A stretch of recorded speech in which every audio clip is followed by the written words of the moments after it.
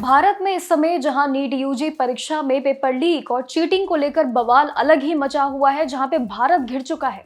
लेकिन वहीं दूसरी तरफ क्या आपको पता है, हमारे पड़ोसी देश चाइना ने एक ऐसे कारनामे कर दिखाए हैं जिसे सुनकर शायद आपके भी होश उड़ जाए।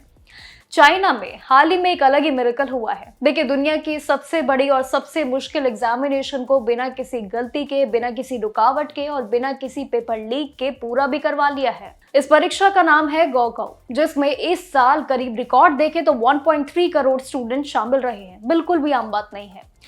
और सबसे हैरान करने वाली बात यही है कि इस पूरी महापरीक्षा को कामयाबी बनाने के लिए भी बहुत ज्यादा जोर दिया गया था और पूरे देश ने एकजुट होकर ये काम किया है। परीक्षा के उन 2 दिनों में स्टूडेंट्स की पढ़ाई और पेपर के दौरान जितने भी डिस्टरबेंस ना हो, उनका भी खास ध्यान रखा है। और इसके लिए परीक्षा के लिए यानी कि एग्जाम सेंटर्स के आसपास भी सारी बड़ी बड़ी फैक्ट्रीज को पूरी तरीके से ताला लगा दिया है, बंद कर दिया था ताकि डिस्टरबेंस ना हो। यहाँ तक कि सड़कों पे गाड़ियों के आने जाने पे भी सख्ती थी। ट्रैफिक रिस्ट्रिक्शंस पे अगर हम देखें तो काफी ज्यादा जोर था कि हॉर्न या ट्रैफिक के शोर से बच्चे डिस्टरबेंस ना हो। वही स्टूडेंट्स को सही सलामत और बिना किसी स्ट्रेस के सेंटर पहुंचाने के भी बड़े नियम थे और बड़े कानूनी नियम थे, जो पूरे अरेंजमेंट सही के साथ भी पूरे पाए गए।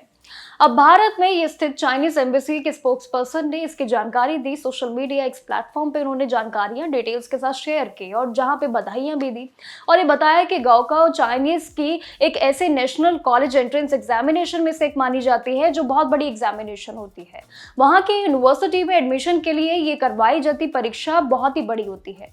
उन्होंने इसकी तुलना भारत के जेईई और नीट एग्जामिनेशन से भी की है कि ये दोनों एग्जामिनेशन बिल्कुल मिलते जुलते एक ही स्वरूप होते हैं और इतने बड़े लेवल पर होने के बाद भी अगर हम देखें तो शायद भारत पीछे थोड़ा सा रह गया है, जिसमें ये एग्जामिनेशन इतने करोड़ों की संख्याओं के स्टूडेंट्स में भी पूरी तरीके से सफलतापूर्वक हुआ है। और जिंदगी का सबसे बड़ा और टर्निंग पॉइंट भी इसे माना जाता है, जिसके लिए बच्चे सालों साल दिन रात एक करके इस परीक्षा की तैयारियां करते हैं।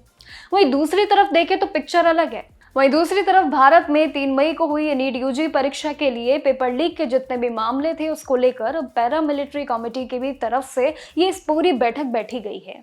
एनटीए के डायरेक्टर जनरल हायर एजुकेशन और एनएमसी, ये तीनों ही अभी भी मीटिंग की रिव्यू करने में जुटे हुए हैं कि आखिर इन परीक्षाओं पे कैसे जोर दिया जाए। अगर हमारे पड़ोसी देश कामयाबी पा रहे हैं तो आखिर हम क्यों नहीं। इस पूरी मीटिंग में समिति के मेंबर्स ने उन्हें अमेरिका और चाइना जैसे देशों के एग्जाम्पल्स दिए कि आखिर भारत में ये कब चीजें सुधरेंगी।